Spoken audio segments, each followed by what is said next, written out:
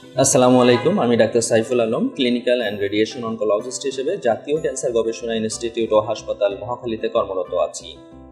আজ আপনাদেরকে আমি ফুসফুস ক্যান্সারের লক্ষণ এবং কারণসমূহ নিয়ে আলোকপাত করব। আপনারা সবাই জানেন, তারপরেও আপনাদেরকে একটু মনে করিয়ে দিতে চাই, দীর্ঘদিনের ফুসফুসে কাশি থাকা অথবা কাশির সাথে রক্ত যাওয়া, এগুলো ফুসফুস ক্যান্সারের একদম প্রধান লক্ষণ। আমরা অনেকেই এই রোগগুলোকে অবহেলা করি, এই উপসর্গগুলোকে অবহেলা করি, কিন্তু এই উপসর্গগুলো অবহেলা করা একদমই ঠিক নয়। অলরেডি আপনারা বিভিন্ন বিজ্ঞাপনে দেখেছেন 3 সপ্তাহের বেশি কাশি অনেক সময় যক্ষার লক্ষণ হয়ে থাকে। যক্ষার পাশাপাশি এটা ফুসফুস ক্যান্সারও হতে পারে, এই সচেতনতাটা আমাদের মধ্যে আসাটা জরুরি। কাশির সাথে আমি যেটা আগেই বলেছি, ফুসফুসে ক্যান্সার হলে অনেক সময় রক্ত যেতে পারে, এছাড়াও কাশতে কাশতে অনেকের বুকে ব্যথা হতে পারে। আরেকটা প্রধান উপসর্গ যেটা দেখা যেতে পারে যে শ্বাসকষ্ট হতে পারে। মানুষজন যখন অস্বাভাবিক শ্বাসকষ্টে ভোগেন, যেমন অল্প একটু হাঁটলেই উনি শ্বাসকষ্ট ভুগছেন অথবা সিঁড়ি ভাঙতে গেলে শ্বাসকষ্টে ভুগছেন, অনেক সময় আমরা এটাকে হাঁপানি বা অ্যাজমার সাথে মিস করে ফেলি। তো আপনাদের এই উপসর্গগুলো যখনই দেখা দিবে, তখন আপনারা দ্রুত নিকটস্থ চিকিৎসকের সাথে দেখা করবেন। এমনকি ফুসফুস ক্যান্সারের আরও কয়েকটি লক্ষণ আপনাকে বলে দিই, যেমন গলার স্বর ভেঙে যাওয়া অথবা ঢোক গিলতে কষ্ট হওয়া। এমন হতে পারে আপনার ক্ষুধামন্দা দেখা দিচ্ছে, অথবা আপনি কাজ করতে অনীহা দেখা দিচ্ছে, অথবা আপনার শারীরিক দুর্বলতা দেখা দিচ্ছে, অথবা আপনার রাত্রে শুইলে এমন শ্বাসকষ্ট যে আপনার পাশের লোকজন জেগে যাচ্ছে।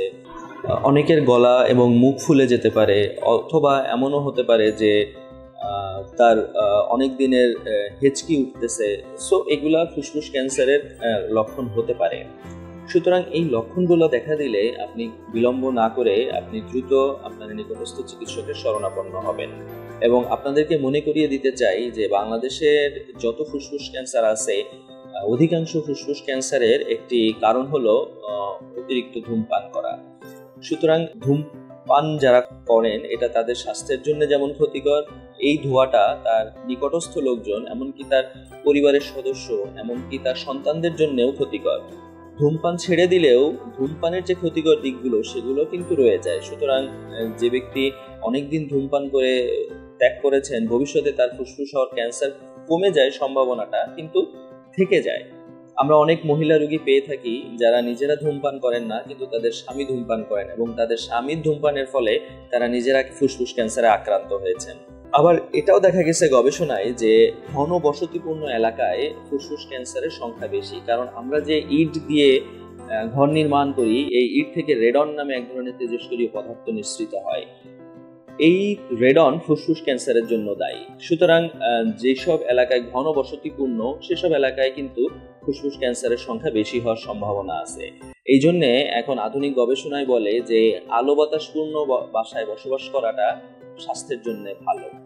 এরকম ফুসফুস ক্যান্সারের আরো অনেক কারণ রয়েছে, যেমন আর্সেনিকে হতে পারে, অথবা আমাদের যে যানবাহনের ধোঁয়া সেটাতে আসতে পারে, অথবা যদি কারো আগে টিউবারকুলোসিস বা যক্ষা থেকে থাকে তার হতে পারে। সুতরাং আমাদের সবাইকে সচেতন হতে হবে এবং ফুসফুস ক্যান্সারের কারণ যেগুলো সেগুলো পরিহার করে চলার চেষ্টা করতে হবে, এবং লক্ষণ দেখা দিলে খুব দ্রুত ফুসফুস ক্যান্সার নিয়ে যারা চিকিৎসা করেন সেই সব ক্যান্সার বিশেষজ্ঞের কাছে আপনাদেরকে পরামর্শ নিতে হবে। আমি আমার পরের ভিডিওতে ফুসফুস ক্যান্সারের ডায়াগনোসিস এবং চিকিৎসা নিয়ে আলোকপাত করব। ধন্যবাদ সবাইকে।